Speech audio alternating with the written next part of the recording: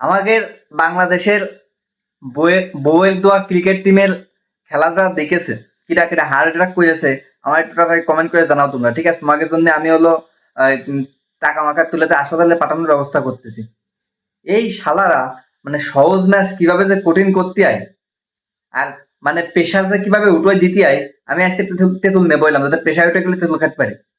এই শালারা 8 উইকেট পড়ে গেছে সেই 100 কয় রানে, 78 রানে না কয় রানে।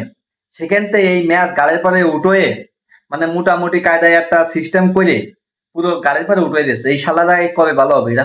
ম্যাচটা যাই হোক জিতেছে, মেলা দিন পরে খুশি হয়েছি, কিন্তু এই ম্যাচ কি এরম করে জেতার কথা ছিল? আর তারপরেও বড় কথা, ম্যাচ জিতেছে তার জন্য কিন্তু ভুলে গেলে চলবে না। 200 রানের 248 রানের মধ্যে কিন্তু আমাকে 5 উইকেট পড়ে গেছে।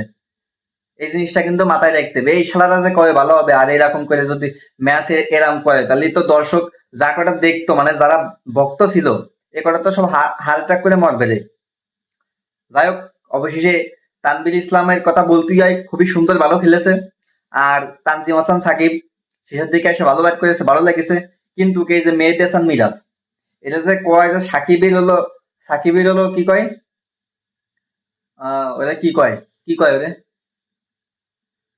মানে সাকিবের অনুপস্থিতিতে আর কি ওইটি সাকিব হবে এরকম কথা কয়। বলেও আজকে যাও একটা উইকেট পাইছে 5 ম্যাচ পরে, কিন্তু একটা উইকেট পাইলে তো হবে না ভাই। যে সময় তোমার দরকার ওই সময় তোমারটা তো দিতে হবে। ব্যাটিং এ নামতে চাও তুমি 4 নম্বরে, তাহলে সেই কাজটা তো তোমার করা লাগবে, সেই কাজটা তুমি পারতেছো না। যাই হোক, সবার জন্য শুভকামনা থাকবে। কিন্তু ভাই দয়া করে তোকে হাত পায়ে দ্বন্দ্ব রে ভাই, এরকম প্রেশার করে দিস না। ম্যাচ হারিয়ে গেলে মনে করে একবার হারিয়ে যাবে, কোনো কষ্ট থাকবে না। আর যদি ম্যাচ জিতিস তাহলে ভালো করে জিতবি, কিন্তু এইরকম প্রেশার উঠে দিয়ে ম্যাচ জেতার দরকার নেই তোমাকে। শালারা হার্ট অ্যাটাক করতে, আমি একটু শুনে জন্য বাইসে রয়েছি, আমার সামনে পরীক্ষা।